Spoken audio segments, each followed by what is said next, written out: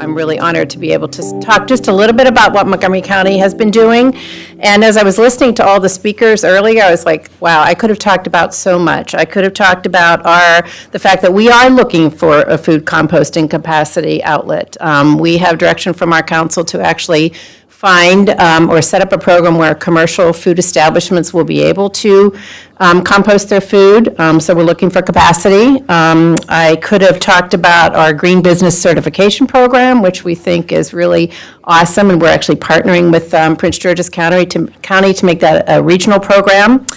I could have talked about our outreach and educational program to help ensure that everybody does understand our recycling goals and how much more we can do to meet those goals. I could have talked about the fact that we're trying to clarify the message that's out there that we still do recycle material in Montgomery County. It's not going to landfills. There was a lot of misinformation because of what's happening in China, that things are not being recycled, they're going into landfills. That's not true. In Montgomery County, we're paying to have it recycled in a lot of cases, but we've done a lot to clarify that message that we still are recycling these materials. Some of them we initially had them as a revenue program, but now, as I said, we're paying to get them recycled, but we're still doing that. And I could have talked about our energy initiatives, our MS4 program, the fact that we do have a major street sweeping program, that we now are claiming 180 impervious acres being restored through that street sweeping program, as well as lots of other things. But what I decided to talk about was plastic bags and what we're doing a little bit to educate people and continue to make a difference in that area. So let's see if I can figure out how to do this.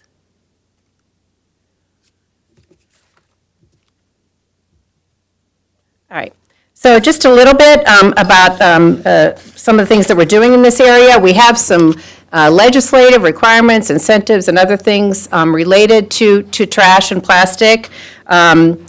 One of the first things that I wanted to talk about was that we do have a bag law, as was mentioned. That bag law was put into place effective in 2012, and that basically says that establishments have to charge 5 cents for people who use carry-out plastic bags. We also do have a styrofoam or styrofoam ban that came into effect in 2016. We have a 70% recycling goal that says 70% by 2020 of our materials have to be recycled. And as Adam said, we're in a healthy competition with them, but we're well along our way to meeting that goal. But we're at about 61%, but getting to that 70% is extremely challenging. That's why a food composting program is really necessary. We won't get there any other way. We do have recycling programs for plastic bags. I'll talk a little bit about that. And we have just kicked off a strategic planning process that is called Aiming for Zero Waste. And basically, with the help of a consultant, we have started a process in the county where we're looking as to what the future for the integrated waste management system in the county ought to be. The Department of Environmental Protection manages both the waste programs as well as the clean water program. So we kind of have the public works element as well as the environmental element all under the same house. This strategic planning process is ongoing. It will be done over about the next year. So we've done a survey. We had about 4,500 of our residents fill out a survey on what they think and expect about the trash and recycling program. We're doing some benchmarking, looking at other jurisdictions across the country and the best practices that they have in place. We have a major stakeholder engagement plan, and then we'll be, with the help of a consultant, summarizing what our current state is and then what might be some opportunities for improvement along the lines of aiming for zero waste. As you may know, we have a waste to energy. We don't have active landfills in Montgomery County. We have closed landfills, but our waste is taken to the waste to energy facility up in Dickerson, Maryland. And there are a lot of people who don't like that and want us to actually have other opportunities for handling the waste. So this strategic planning process will give us some insight into what might be some opportunities. Our facilities are old. Our recycling facility is about 25 years old. It's not new technology. It's very manual, people intensive. So there are definitely some opportunities going into the future. We have a stream cleanup program that is managed very well, so anybody in the community who wants to actually do a stream cleanup, we can provide the materials, the educational materials, things to be able to advertise it, and then help with the material after it is collected. And we have a really fun storm drain art program, which just basically brings attention and relevance to the fact that, the water goes into the storm drain and it goes to the bay, and the tributaries along the way. And so with the help of communities, we actually do a lot of work to get those painted. We bring school groups in and actually help educate people and make that very visible. Just some additional things, we do have a total maximum daily load for the Anacostia watershed for trash. So we have to be reporting to our regulator on that, on how we're doing. So we have some trash monitoring stations that, with the help of the council and governments, we use to gather information on how much trash is, and plastic bags is being picked up. As I mentioned, we have some enhanced communication on recycling. We actually just kind of upped the message a little bit, not only on our website, but through lots of social media postings about plastic bags. We found that it's actually a little bit confusing. Our message was a little bit confusing because many people were putting their plastic bags in the recycling bin, thinking they're recyclable, and that's not appropriate. It comes to our recycling facility, and then the people that run the facility just have to take it off the assembly line, and then it goes into the trash, and then it goes up to the waste-to-energy facility. The better thing to do with it, first of all, is don't get a bag, bring your reusable bag. So that was kind of the number one message that we wanted to clarify. If you choose to pay 5 cents for a bag, that money comes to our program, and it is used to do water quality improvement activities. So we wanted folks to understand that, it's not going to waste.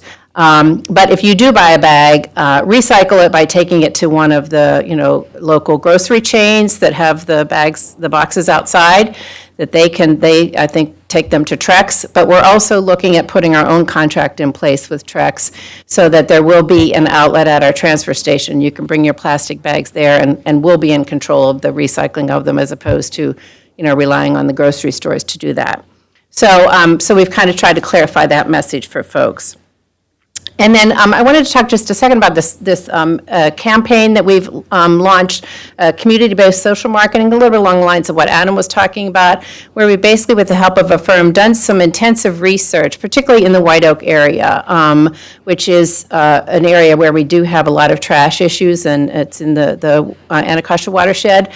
So we, with the help of a public relations firm, tried to zero in on what is the population that is causing a lot of this issues, and then help target our messages. And what we found is it is generally males in the 17 to 22-year-old age range, and particularly in that part of the county, there are males from other parts of the world that the information tells us that, through effective information, we can maybe help change their behavior. But it really gave us some good information to help us try to make a difference there. So we're continuing to work with that company.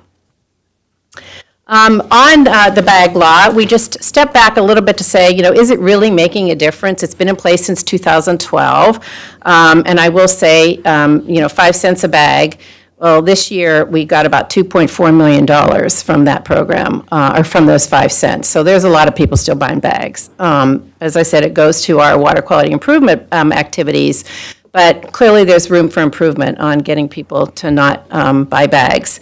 So we launched an internal program assessment to just see where are some things that we could do differently. One thing we realized is we're not actually having all the businesses report. About half of the businesses that probably should be reporting are not reporting, so we're going to try to zero in on that and understand how we can help educate them better. We're changing the form that they use to report to make it a little simpler for them. We're going to target some of our outreach activities to the businesses that we know are not reporting. So that just gave us a little bit of information on some things we could do to put some improvements in place. We actually worked with Maryland University College with some graduate students, and they did a capstone project for us on our bag law and styrofoam law to just give us some ideas on things we could do to make some improvements, looking at what other jurisdictions around the country do. So they gave us some really actually excellent ideas that we're going to be following up on. And then we're going to be sending out a survey on the bag law. We'll first target our residents, and then we're going to target businesses. Again, to just gather some better information on what the public views are on this and some opportunities to maybe continue to make a difference. So in summary, we will continue the trash monitoring that we're doing in the Anacostia watershed and evaluating what it's telling us. Initial indications are that there are some decreases in the plastic bags that are found at these monitoring stations, but I think the data is too inconclusive to say that that's a real result. As I mentioned, we'll kind of continue to review the data and perceptions about our bag law and see if we can do more to actually make it more effective and understood. And then look at the recommendations from the Capstone project. Adam mentioned the apps. If there's opportunities for us to do this on a region-wide basis, we'll be willing to work with our partners around the area to do that. And then continue our aiming for zero waste. And we set up a task force to guide us called the Zero Waste Task Force, which has 7 appointed members by the county executive, and they are from all walks of life. So it's from folks who don't want a waste-to-energy facility to operate, to business people, to trade and association people. So it's really a great cross-section of experts who are advising us on this strategic planning process. So we're looking forward to the results from that. So thank you. Just a little bit about some of the things that we're doing in the county that we're very proud of.